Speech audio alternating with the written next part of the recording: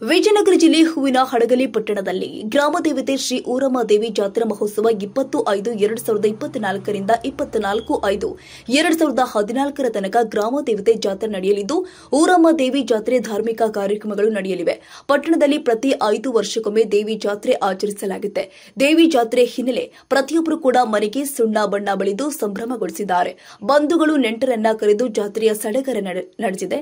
ಜಾತ್ರಾ ಸಮಿತಿಯವರು ಬರಗಾಲ ಮರೆಸುವಂತೆ ವಿಜೃಂಭಣೆಯ ಜಾತ್ರಾ ಆಚರಣೆ ಸಿದ್ಧತೆ ನಡೆಸಿದ್ದಾರೆ. ಪಟ್ಟಣದ ಎಲ್ಲಾ ಬೀದಿಯಲ್ಲಿ ಪ್ರಮುಖ ವೃತ್ತದಲ್ಲಿ ಹಂಪಿ ಉತ್ಸವ ಮಾದರಿಯಲ್ಲಿ ವಿಶೇಷ ವಿದ್ಯಾ ದೀಪ ಅಲಂಕಾರ ಮಾಡಲಾಗಿದೆ. ಎಲ್ಲಾ ದೇವಾಲಯಗಳಿಗೂ ದೀಪ ಅಲಂಕಾರ ಮಾಡಲಾಗಿದೆ. ದೇವಸ್ಥಾನದ ಕಮಿಟಿಯ ಅಧ್ಯಕ್ಷರು, ಉಪಾಧ್ಯಕ್ಷರು, ಎಲ್ಲ ಸದಸ್ಯರು ಪಾಲ್ಗೊಂಡು ಜಾತ್ರೆ ಯಶಸ್ವಿಗೊಳಿಸಿದ್ದಾರೆ.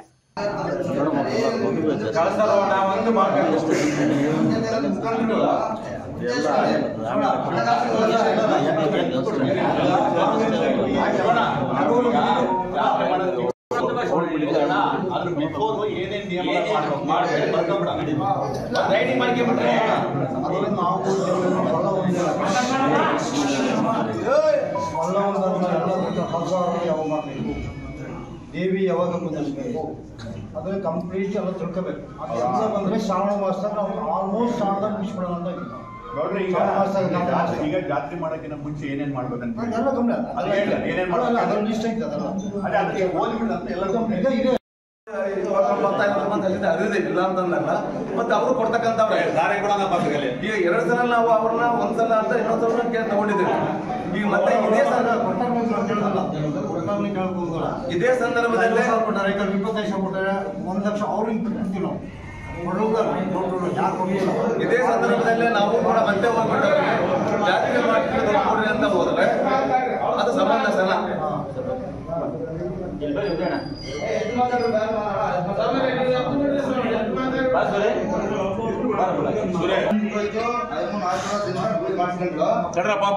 ಎಲ್ಲರಲ್ಲಿ ಈ ಊರಲ್ಲಿ ಏನೈತೆ ಅಂದ್ರೆ ವಾತಾವರಣ ಫಸ್ಟ್ ಜಾತ್ರೆ ಮಾಡೋಕಂತ ಉದ್ದೇಶ ಇರೋದು.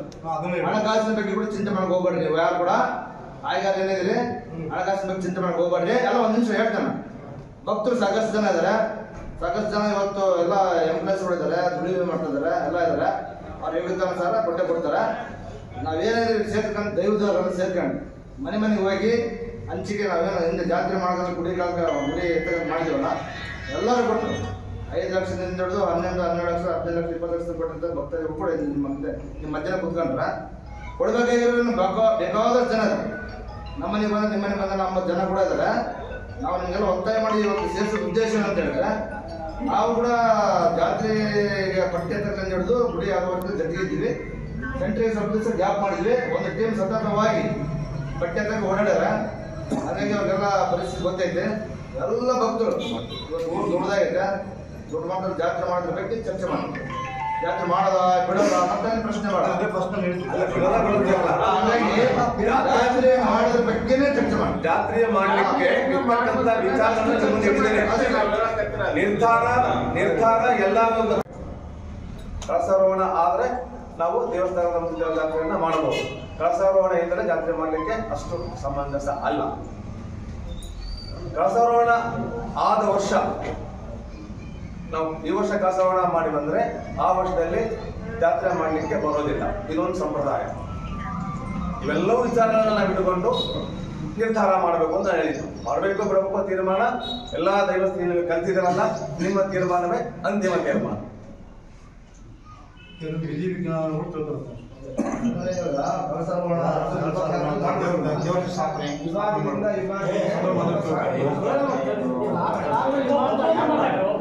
ಈ ವರ್ಷ ಕಳಸಾರೋಹಣ ಮಾಡಿಬಿಟ್ರೆ ಜಾತ್ರೆ ಮಾಡಕ್ಕೆ ಅವಕಾಶ ಆಯ್ತಲ್ಲ.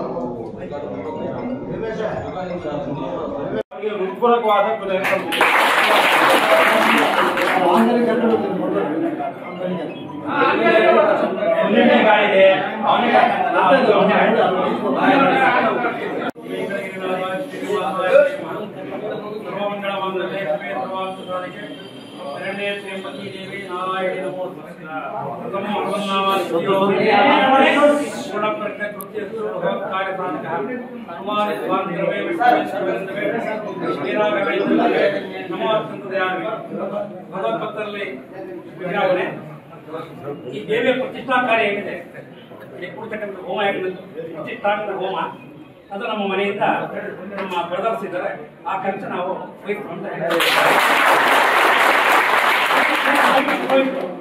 ದೇವಿ ಕೊಡ್ತಕ್ಕಂಥ ವಿಧಿವಿಧಾನಗಳು ನಮ್ಮ ಮನೆಯಿಂದ ವೆಚ್ಚ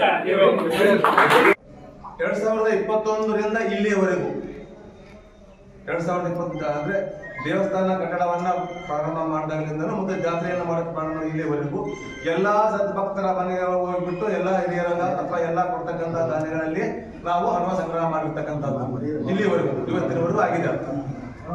ಈಗ ಪುನಃ ಇದೇ 24-22 ಜಾತ್ರೆ ಮಾಡ್ತೇವೆ ಅಂತ ಹೇಳಿದ್ರೆ ನಮಗೆ ಹಣಕಾಸಿನ ಪರಿಸ್ಥಿತಿ ಬೇಕು.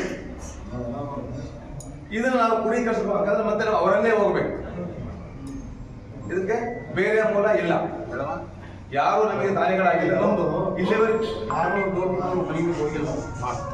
8 ದಿನಗಳು ಅಕ್ಕಿ ಮಾತ್ರ 758 ರಸೀದಿ ಮಾತ್ರ ಅರ್ಧರು 750 ಮಾತ್ರ ಅರ್ಧರು ರಸೀದಿ 8 ಬರೇ ಉಳಿದು ದೊಡ್ಡ ಅಂತಂದ್ರೆ ನಾವು ಕೆಟಗರಿ ಮಾಡಿದ್ವಿ.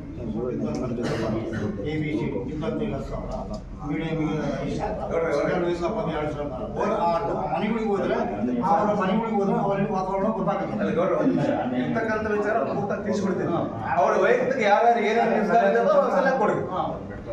2019 ನಾವು ಸ್ವಲ್ಪ ಒತ್ತಾಯ ಮಾಡಬೇಕು. ಹಣಕಾಸು ಬೇಕಲ್ಲ, ಇದ್ದಂತ 19-20ರಲ್ಲಿ ಇಡೀ ಗ್ರಾಮವನ್ನ 19-20ರಲ್ಲಿ ಇಡೀ ಗ್ರಾಮದಿಂದ ಪೂರ್ಣವಾಗಿ ಬಂದು ಮನೆಯನ್ನ ಬಿಡದೆ ನಾವು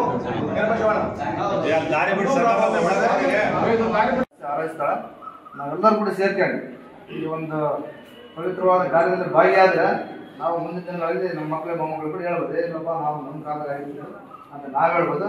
ಹುಡುಗರು ಮಾಡಿದಪ್ಪ ಜೀವ ನೋಡಿ ಸತ್ಯವಂತ ಅವರು ಕೂಡ ಜನದಾಗಿ ಅವರು ಖುಷಿ ಆಗಿರ್ತಾರೆ ಯಜಮಾನರು. ಹಂಗಾಗಿ ಯಾರು ಕೂಡ ವ್ಯತ್ಯಾಸಗಳು ಮಾಡಿದ್ದು ದೇವಸ್ಥಾನ ಎಲ್ಲರೂ ಕೂಡ ಒಂದೇ ಇರ್ತದೆ ಮಾನದಂಡಗಳು, ಯಾರು ಹೆಚ್ಚಳ ಯಾರು ಕಡಿಮೆ ಅಲ್ಲ. ದಯಮಾಡಿ ಹಣಕಾಸಿನ ಬಗ್ಗೆ ನಾವು ಸುಮ್ಮನೆ ಕೂತ್ಕೊಳ್ಳಿ ಉದ್ದೇಶನವರು ಮಾರ್ಗದರ್ಶನ ಮಾಡಿ ಎಲ್ಲರಿಗೂ ಬೇಕಾದ್ರೆ ಫಸ್ಟ್ ಮೂಲ ಹಣಕಾಸು ಯಾವ ಥರ ಹೊಂದಿಸ್ಬೇಕು ಅದ್ರ ಬಗ್ಗೆ ಸ್ವಲ್ಪ ಮಾತಾಡೋದು ಹೇಳಿದ್ರು. ಹಂಗೆ ರೀತಿ ಮಾತಾಡಿದ್ದೀನಿ.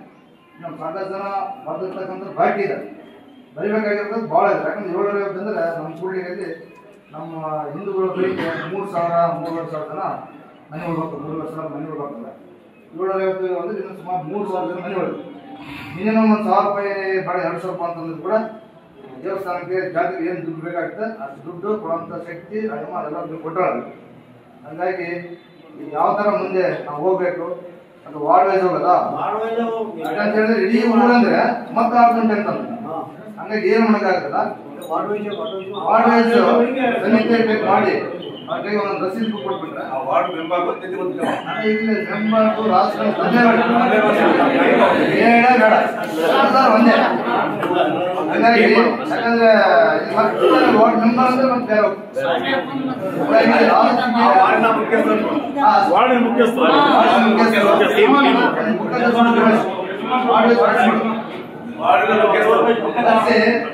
ಯಾಕಂದ್ರೆ ಬಂದು ಸುಮ್ಮನೆ ಹಂಗೆ ಮಾತ್ರ ಹಂಗೆ ಹೋದ್ ಬೇಡ. ಏನಾದ್ರು ಬಂದೆ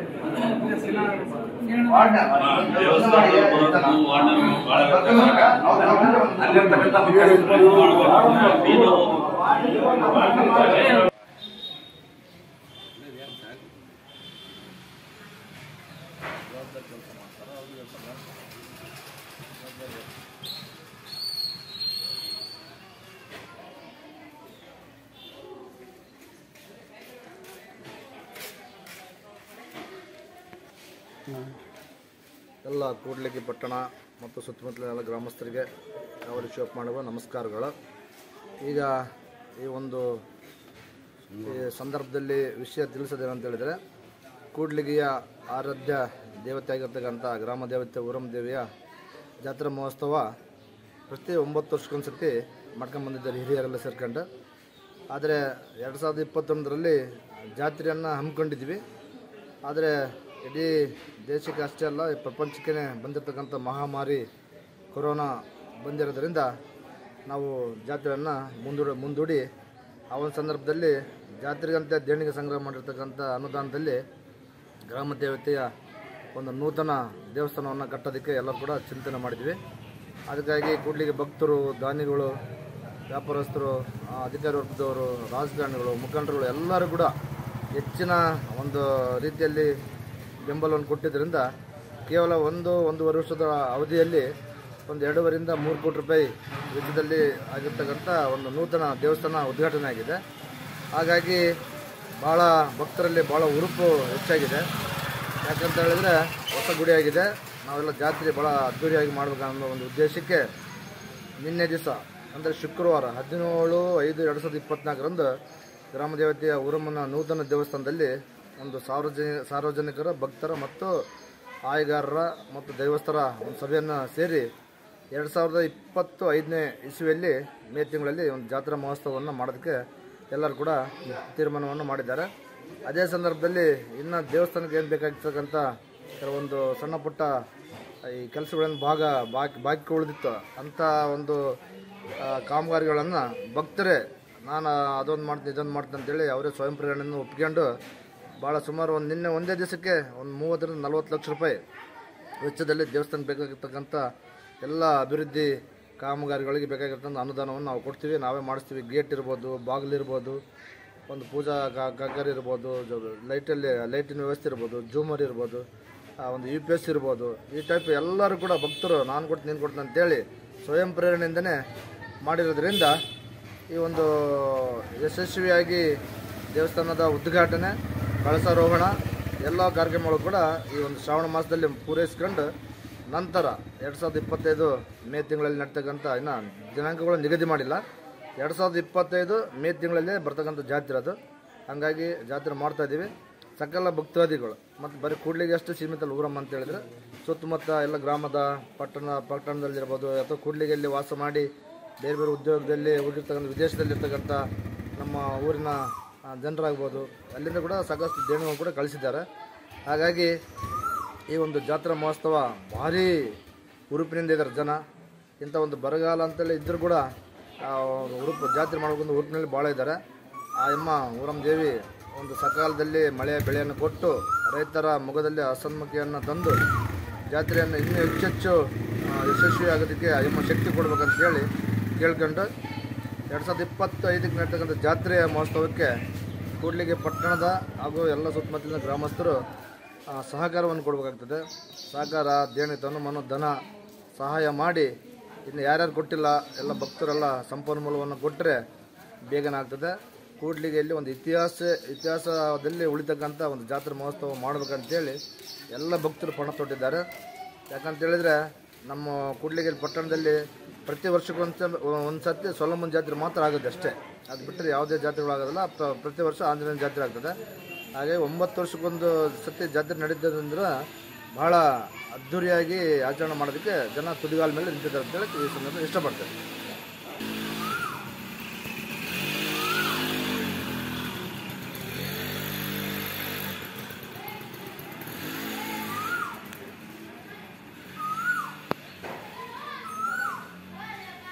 ನೀವು ಎಷ್ಟು ಬರ್ತೀವಿ ಕಟ್ಟಿ ಊರಮ್ಮಗೆ 5,000 ಇನ್ನೂ 5,000 ಕೊಡು. ಮಕ್ಕಳು ದುಡಿತಾರೆ, ನೀನು ದುಡ್ಡು ಭಾಳ